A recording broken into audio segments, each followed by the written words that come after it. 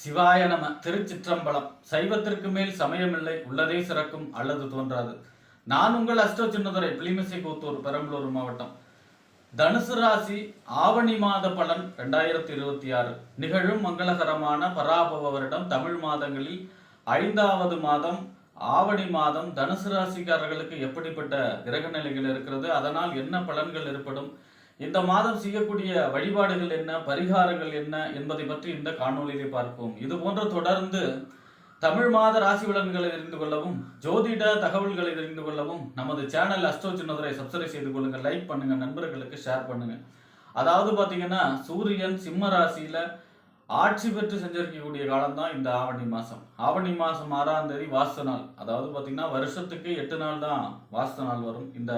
அதில் ஒரு நாள் இது, அதுவும் வளர்பிறையில் வருது, அதுவும் முகூர்த்த நாளில் வருது. மிக அற்புதமான வாஸ்து நாள். புதிதாக வீடு கட்டுவதற்கும் மனை கொள்வதற்கும் மிக அற்புதமான நாள். அடுத்ததாக பார்த்தீங்கன்னா இந்த ஆவணி மாதம் 11ஆம் நாள் வரலட்சுமி விரதம்.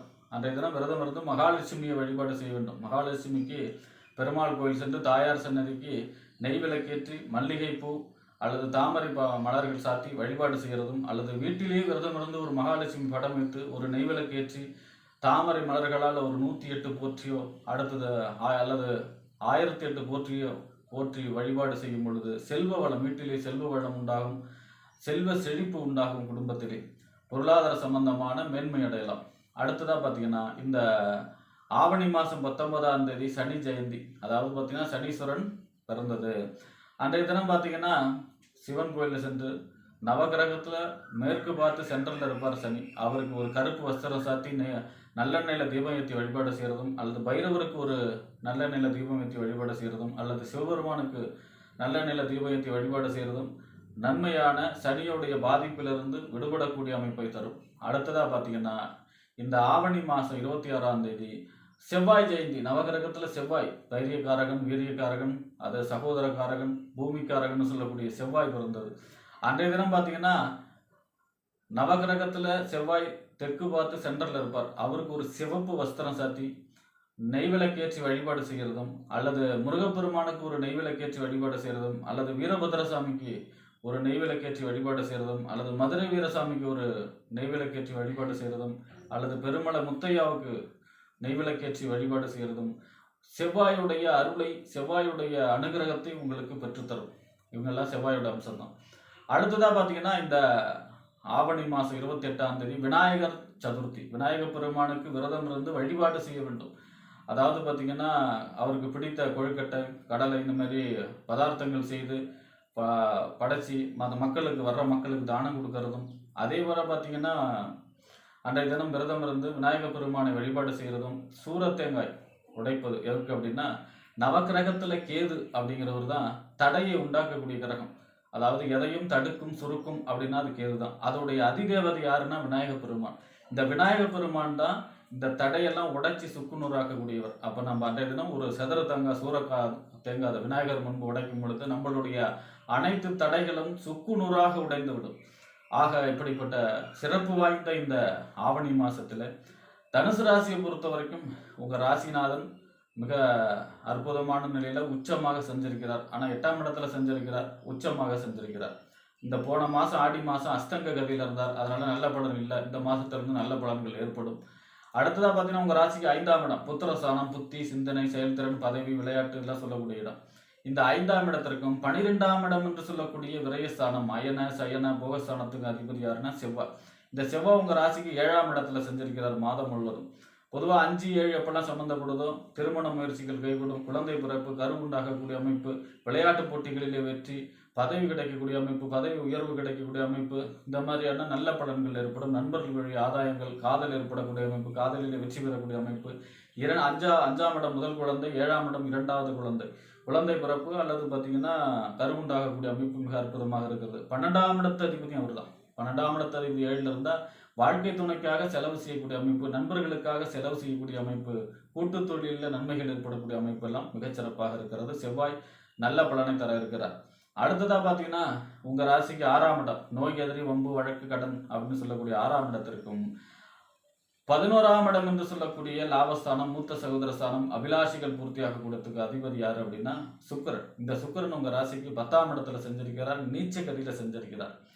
அதாவது 11ஆம் இடத்து அதிபதி 10ல செஞ்சரிப்பது நன்மைதான், ஆனால் நீச்ச கதியில செஞ்சிருக்கிறார். இந்த 16ஆம் தேதி வரைக்கும் நீச்சத்துல தான் செஞ்சிருக்கிறார். 16ஆம் தேதி வரை வெள்ளிக்கிழமையில பெருமாள் கோயில் சென்று தாயார் சன்னதிக்கு, அதாவது மகாலட்சுமி சன்னதியில் நெய்விளக்கேற்றி தாமரை மலர் அல்லது மல்லிகை பூசாற்றி வழிபாடு செய்கிறது யோககரமான அதிர்ஷ்டகரமான தொழிலிலே வளர்ச்சி கொடுக்கக்கூடிய அமைப்பில் தொழிலில் ஆதாயங்கள் கிடைக்கக்கூடிய அமைப்பாக தரும். 10ஆம் இடத்துல செஞ்சிருக்கிறதுனால இந்த 16ஆம் தேதிக்கு அப்புறம் 11ஆம் இடத்து அதிபதி சுக்கிரன் 11ஆம் இடத்திலே ஆட்சி பெற்று செஞ்சிருக்கிறார். வலுவான நிலை. 11ஆம் அதிபதி 11 ஆட்சி அப்படின்னா 11ஆம் இடம் லாபஸ்தானம். அப்படின்னா பார்த்தீங்கன்னா எதை தொட்டாலும் லாபம். அபிலாஷைகள் பூர்த்தியாகக்கூடிய இடம். அப்போ பார்த்தீங்கன்னா நீண்ட நாளாக இந்த காரியம் நடக்கணும்னு மனசால வேண்டிட்டு இருந்த விஷயம் சர்வசாதாரணமாக மாதத்தின் பிற்பகுதி 16ஆம் தேதிக்கு அப்புறம் நடக்கக்கூடிய யோகம் தனுசு ராசிக்காரர்களுக்கு உண்டு. செல்வ வளம் பெருகும். மகாலட்சுமி யோகமாக 11, அதாவது ஜாதகத்தில் 11ஆம் இடத்துல சுக்கிரன் வலுவாக இருந்தால் அது மகாலட்சுமி யோகம். அப்போ சுக்கிரனோட அதிதேவதை மகாலட்சுமி தான். அப்போ செல்வ வளத்தை கொடுக்கக்கூடிய அமைப்பில் இருக்கிறது. இந்த மாதம் பிற்பகுதி செல்வ வளம் சேரும். எதிர்பாராத அதிர்ஷ்டம் நன்மை வந்து சேரும். ரேஸ் லாட்டரி இந்த மாதிரியான எதிர்பாராத ஒரு நன்மைகள் நடக்கக்கூடிய அமைப்பு. நீண்ட நாள் கோரிக்கைகள் நிறைவேறும். நண்பர்களால் ஆதாயங்கள், மூத்த சகோதர வழி நன்மைகள், அதுவும் பெண் சகோதரமாக இருந்தால் அவர்கள் மூலமாக நன்மைகள் ஏற்படக்கூடிய மாதம் இந்த மாதம் தனுசு ராசியை பொறுத்த வரைக்கும். அப்போ சுக்கிரனும் சூப்பராக இருக்கார். அடுத்ததாக பார்த்தீங்கன்னா உங்கள் ராசிக்கு 7ஆம் இடம் வாழ்க்கை துணை ஸ்தானம், கணவன் அல்லது மனைவி ஸ்தானம், நண்பர்கள் ஸ்தானம், கூட்டு தொழில் ஸ்தானம், சமூகம், வாடிக்கையாளர் சொல்லக்கூடிய இடம். இந்த 7ஆம் இடத்திற்கும் 10ஆம் இடம் என்று சொல்லக்கூடிய தொழில், புகழ், அந்தஸ்து, கௌரவத்துக்கு அதிபதி யாருன்னா புதன். இந்த புதன் 8ஆம் இடத்துல மறைஞ்சி காணப்படுகிறார். எது வரைக்கும்னா வெறும் 5 நாள் தான். அடுத்ததாக பார்த்தீங்கன்னா 5ஆம் தேதியிலிருந்து 21ஆம் தேதி வரை உங்கள் ராசிக்கு 9ஆம் இடத்துல தந்தை ஸ்தானம், பாக்கியஸ்தானம், தொலைதூர பயணம், உயர்கல்வி ஸ்தானத்தில் 9ஆம் இடத்துல செஞ்சிருக்கிறார். 7ஆம் அதிபதி 9ல் செஞ்சிருக்கிறாருன்னா திருமண சம்பந்தமான முயற்சி கை கொடுக்கும். கூட்டு தொழில நன்மைகள், தொழில் சம்பந்தமான புதிய வாய்ப்புகள் வரும். தொலைதூர பயணம், வெளிநாடு சம்பந்தமான விசா கிடைக்கிறது, பாஸ்போர்ட் கிடைக்கிறது, வெளிநாடு சம்பந்தமான முயற்சிகள் கை கொடுக்கும். அவரே 10ஆம் இடத்து அதிபதி 9ல் இருந்தால் தர்ம கர்மாதிபதியோ தொழில் சம்பந்தமான புதிய வாய்ப்புகள், தொழில் சம்பந்தமான புதிய ஒப்பந்தங்கள், தொழில் சம்பந்தமான ஒரு பெரிய நன்மை ஏற்படக்கூடிய அமைப்பு அல்லது தொழிலை தொடங்கக்கூடிய அமைப்பு, தொழிலை விரிவுபடுத்தக்கூடிய அமைப்பு இருக்கிறது.